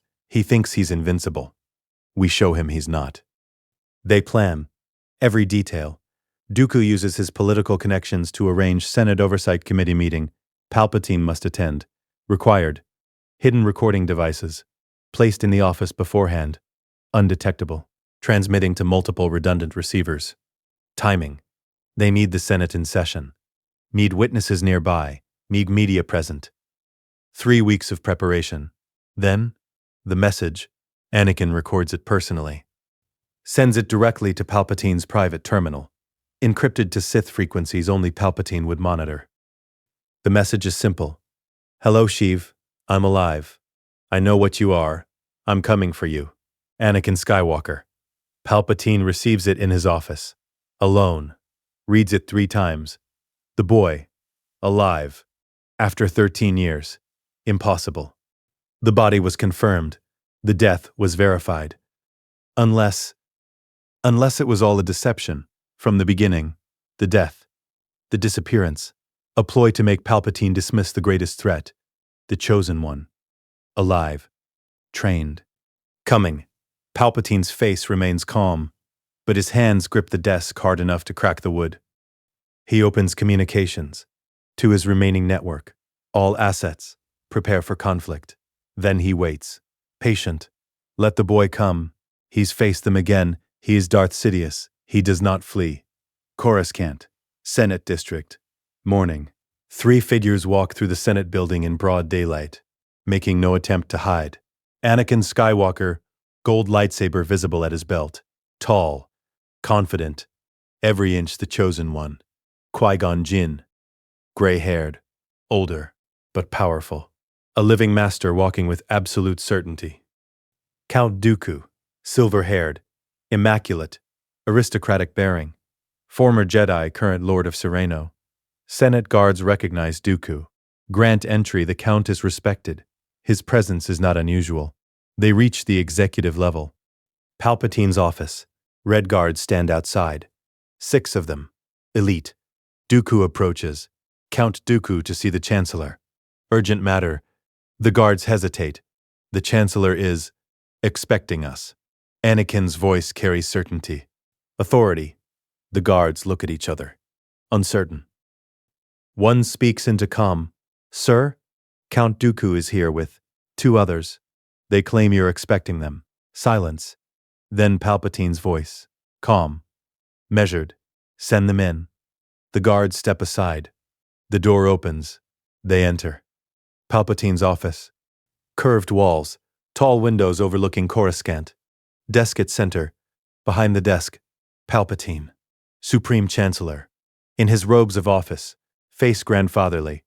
Concerned, Count Dooku, Qui-Gon Jinn, and, his eyes move to Anakin, young Skywalker. Quite alive, I see. The reports of your death were exaggerated.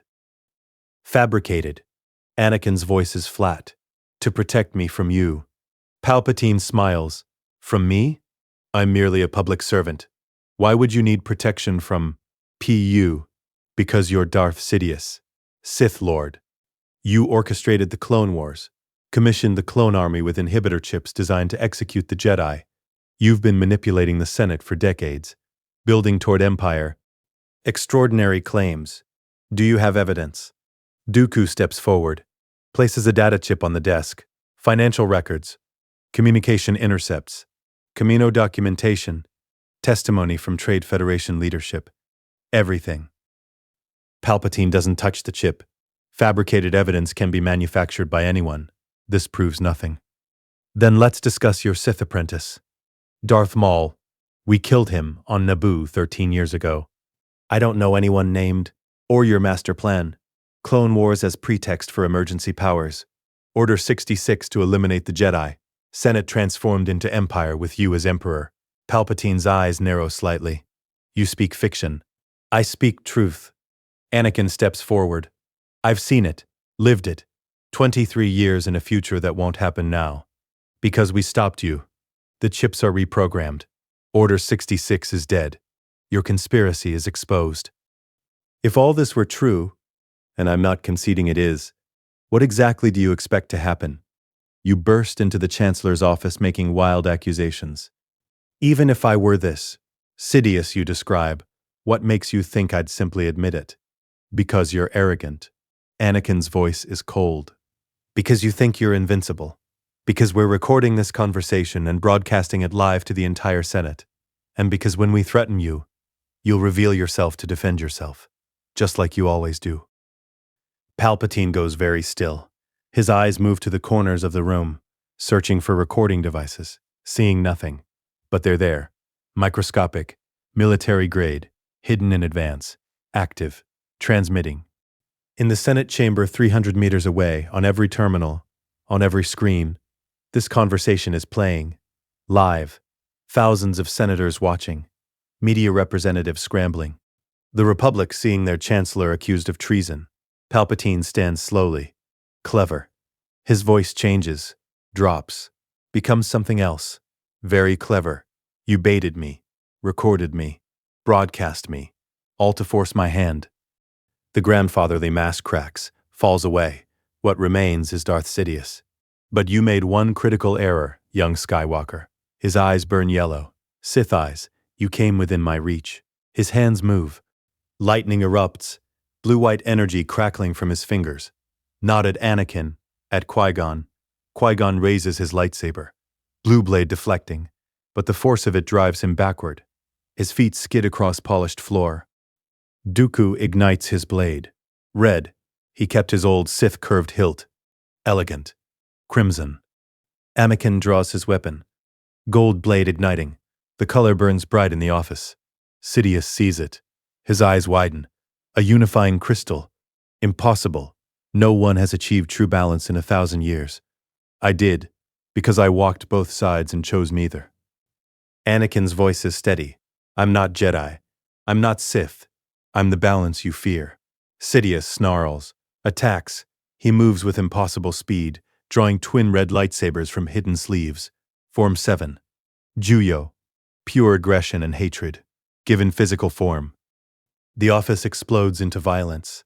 3 against 1. But that one is the most powerful Sith in a millennium. Sidious's blades create whirlwind of red. striking at all three simultaneously, forcing them back. Qui-Gon blocks high, blue blade intercepting. Dooku blocks low, red blade parrying. Anakin holds center, gold blade moving with perfect economy. Every strike deflected, every opening exploited. This is how Vader fought in the suit, when acrobatics were impossible. Pure technical perfection. Sidious realizes it. You fight like a Sith. You've touched the dark side. I've mastered it. There's a difference. Anakin's blade catches Sidious's strike, holds. You let it control you. I control it. Force push. Anakin's free hand extends. Invisible wave hits Sidious. The Sith Lord staggers, off balance. Dooku's blade comes in, precise, aimed for the kill. Sidious parries at the last instant. Counter-strike, aimed at Dooku's throat. Qui-Gon intercepts, blue blade blocking red. The dance continues. Three masters coordinating perfectly. Against one monster who should be overwhelming but isn't.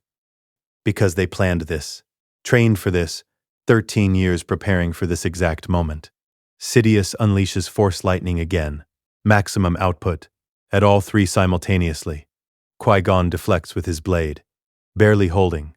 Dooku does the same, gritting teeth against the power. Anakin doesn't deflect. He absorbs it. Left hand extended, the light side flowing through him. The lightning hits his palm and dissipates. Harmless. Sidious's eyes go wide. What are you? The chosen one, bringing balance by refusing to choose. Anakin's right hand extends. Force push. Not light side, not dark side.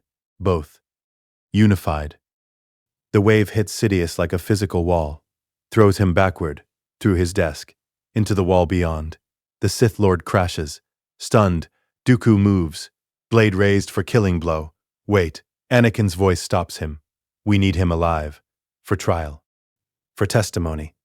He's too dangerous to leave alive. I know, but killing him makes us executioners. The Republic needs to see justice, not assassination. Sidious recovers.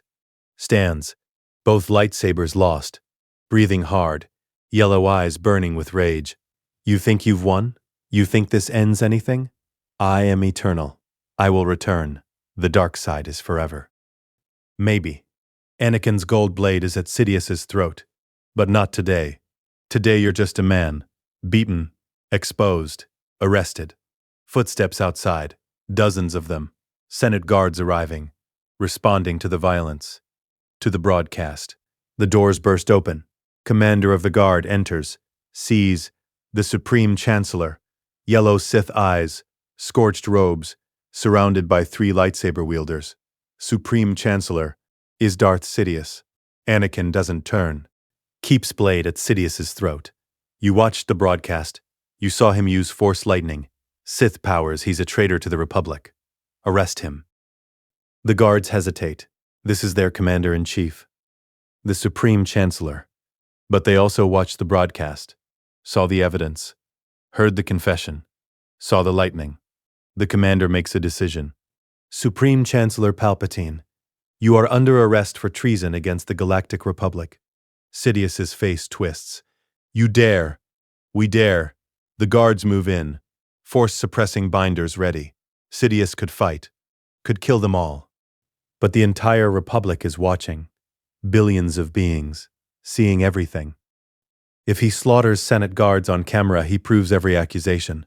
For the first time in his life, Darth Sidious has no move. No escape. No manipulation that saves him. He lowers his hands. I yield. For now, the binders close on his wrists. Force suppressing, cutting him off from his power. He's just a man. Caught. Exposed. Defeated. The guards escort him out. Past Qui-Gon. Past Dooku. Past Anakin. As he passes Anakin, he speaks. Quiet. Only Anakin hears. You haven't killed me. That's a mistake. I always return.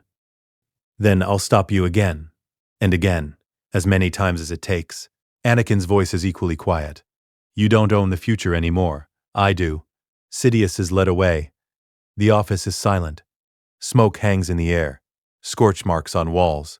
Shattered desk. Windows cracked. Qui-Gon deactivates his lightsaber. We did it. After 13 years, we actually did it. Dooku is breathing hard, older now. The fight took everything he had. The broadcast. Transmitted to the entire Senate. Every major news network. Billions watched. Palpatine revealing himself as Sidious is the most viewed event in Republic history. Then it's over. Qui-Gon sits heavily. The conspiracy is exposed. The Sith are defeated. For now. Anakin looks out the window. At Coruscant. At the galaxy spread beneath them. Sidious was right about one thing. The dark side is forever. Another will rise. Eventually. Then we'll face them when they do. Together. Dooku places a hand on Anakin's shoulder. But today we won. The Senate convenes. Emergency session. Largest gathering in Republic history. Bail Organa presides. Senior Senator. Respected. Calm. The evidence has been presented. The broadcast has been seen. The Senate must vote. Is Sheev Palpatine guilty of high treason? The vote is not close. Thousands of senators. Thousands of platforms. All green. Unanimous. Guilty. Sentencing comes next. Long debate. Some call for execution. Others for life imprisonment. Anakin testifies. Speaks to the Senate. Darth Sidious orchestrated this war. Manufactured both sides. Planned to exterminate the Jedi and enslave the Republic. He is guilty of every charge. But, he pauses. Executing him makes us like him. The Republic is built on justice, not revenge. Imprison him, for life. Let him live knowing he failed. That's the greater punishment. The Senate debates, finally votes. Life imprisonment. Coruscant maximum security facility. Force-suppressing cell. No possibility of release. Palpatine is sentenced. Led away in chains. His reign is over. The empire that would have been dies with him. But the Republic survives. The separatist movement collapses. Without Palpatine's covert funding, without manufactured grievances, the fractured factions negotiate peace. Dooku personally handles reconciliation, uses his political brilliance to address underlying concerns, reform the Senate, give Outer Rim worlds proper representation. It takes years, but peace comes. Real peace. The clone army is repurposed. With inhibitor chips neutralized, the clones are granted full citizenship. Many leave military service. Others stay. By choice. The Jedi Order survives. Shaken. Reformed. Yoda steps down from the council. Too old. Too set in old ways. New leadership. Younger. More flexible. Obi-Wan Kenobi joins the council. The man Anakin recommended. Brilliant. Compassionate. Everything the Order needs. Qui-Gon returns to the Order. Not as member. As advisor. Teaching the living force. Helping reshape philosophy. Dooku never rejoins. Remains Lord of Sereno. But works with the Jedi. Bridges the gap between Force users and politicians. And Anakin. Naboo. 5 years after Sidious's defeat. A small house. Lake country. Beautiful. Peaceful. Anakin stands on the porch. 27 years old now. Still carrying Vader's memories. Still haunted by futures that didn't happen. But also, different. Lighter. Free. Inside the house. Movement. A woman emerges. Padme Amidala. No longer queen. No longer senator. Chose quieter life after the war. Teaching political theory. Writing. She's beautiful. 24. Radiant. And visibly pregnant. She walks to Anakin. Takes his hand. Places it on her belly. She's active today. She? Anakin smiles. Mother's intuition. Padme leans against him. Or the Force told you already, and you're pretending not to know. The Force told me. He kisses her hair. Her name is Leia, and if it's a boy, Luke, but it's a girl. I'm certain they stand together, watching the sunset over Naboo's lakes. In another timeline, one that died 13 years ago, Anakin Force choked this woman, killed her, destroyed everything they could have been. Here, they're building something better, something real. They married 2 years ago. Publicly. On Naboo, Jedi Council sent representatives.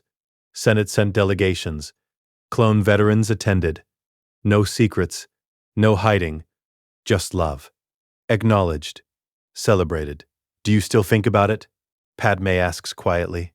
The other timeline? Every day. I remember being Vader. Remember the suit, the pain. Remember, his voice catches. Remember you dying. Our children separated. The galaxy burning. But it didn't happen. Because I chose differently. Because Qui-Gon believed in me. Because Dooku joined us. Because we stopped Palpatine before he could execute his plan. Do you regret it? The life you could have had? Training as a Jedi? Following traditional paths? Not for a second. He turns to face her. The Jedi path would have led to my fall. The prophecy said I'd bring balance. It never said how. I brought it by refusing to be what either side wanted me to be. Jedi or Sith. I chose between. The gold blade.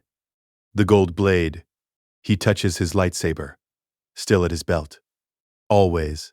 Symbol of someone who walks both sides without surrendering to either. Padme smiles. Our daughter will be lucky. Growing up with a father who understands balance. Who won't force her to choose one path. She'll choose her own path. Whatever it is. Jedi, senator, pilot, farmer. I don't care, as long as she's free to choose. The sun sets. Twin suns. Wait. Naboo has one sun. But in the light, for just a moment, it looks like two. Anakin sees it. Remembers Tatooine.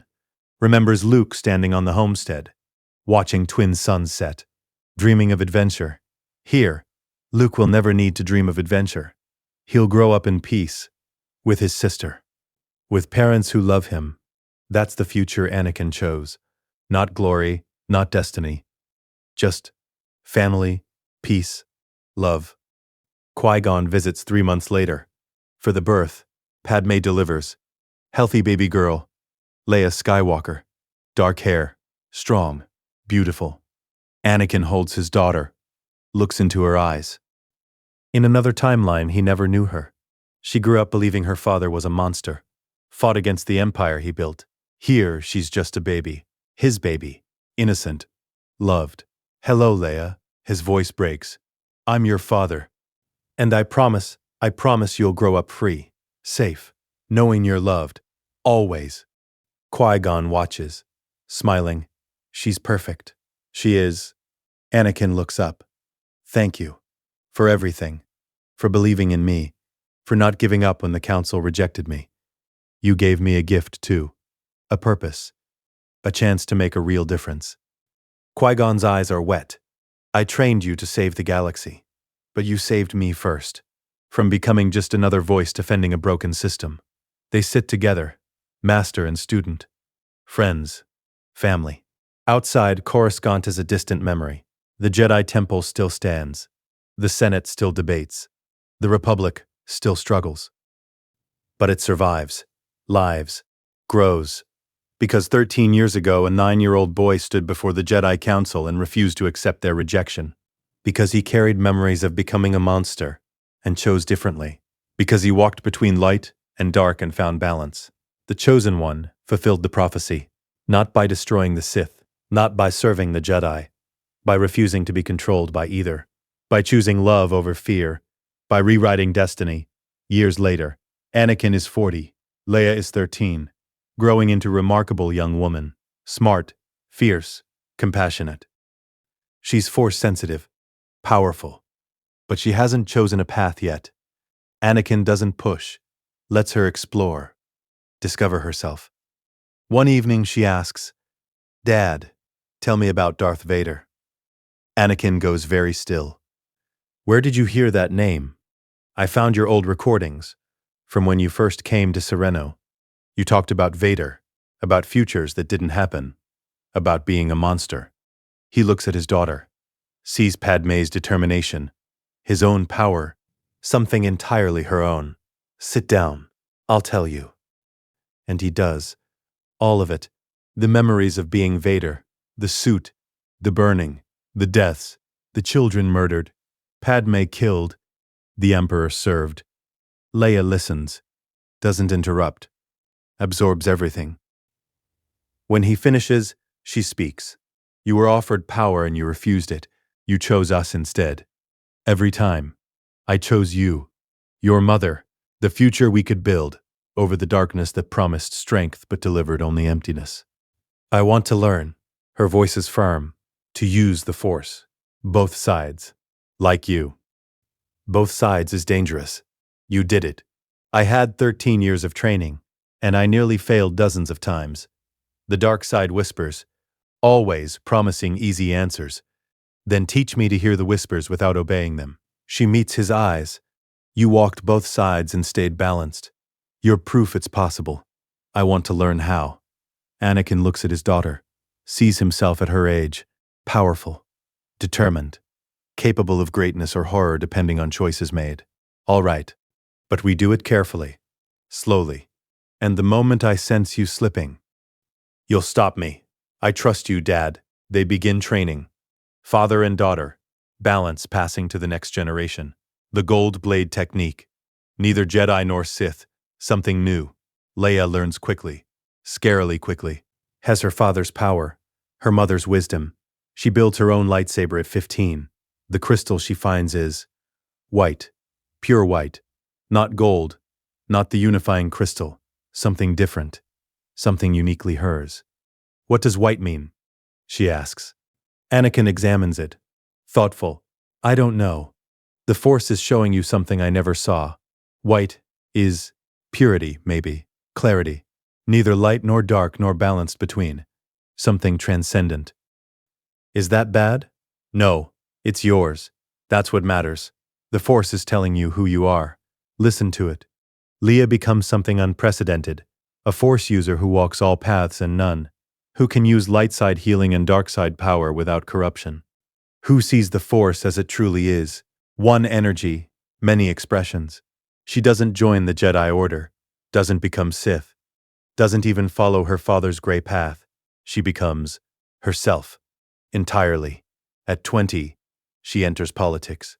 Like her mother, uses her Force abilities to sense deception, to understand people, to build alliances. She's brilliant, compassionate, unstoppable. At 25, she's elected senator. Youngest in Naboo history. At 30, she's considered for Supreme Chancellor. Declines. Not ready. Not yet. But someday, Anakin watches her rise. Feels pride. Joy. Relief. In the timeline he prevented, Leia grew up never knowing him, fighting against everything he built. Strong despite him. Here, she's strong because of him. Because he taught her. Guided her. Loved her. That's redemption. Not dying dramatically. Not single heroic sacrifice. Living, teaching, choosing right every single day for decades, being present, being a father. Anakin is 50 now, older, gray in his hair, lines on his face, but healthy, whole, no suit, no respirator, no constant pain. He sits with Qui-Gon, ancient now, 90 years old, but still alive, still teaching. I'm tired, Qui-Gon admits. This body is ready to return to the Force. Then rest. You've earned it. Have I? I broke from the Order. Trained you outside their rules. Changed everything. Anakin's voice is firm. Without you, I fall. Become Vader. Destroy the galaxy. Everything good in this timeline exists because you chose to believe in a 9-year-old boy when no one else would. Qui-Gon smiles. You gave me purpose. At the end of a life spent following rules, you showed me that sometimes the greatest service is breaking them. He passes peacefully, in sleep, on Naboo, surrounded by friends. Anakin speaks at the funeral. This man saved the galaxy by trusting the Force more than he trusted institutions, by following his heart when his head said no, by being present when it mattered most. I am here. We are all here, because he refused to accept the Council's rejection. Because he saw what I could become, and believed in it. Thank you, Master, for everything. Dooku passes 5 years later, 85 years old. On Sereno, in his estate.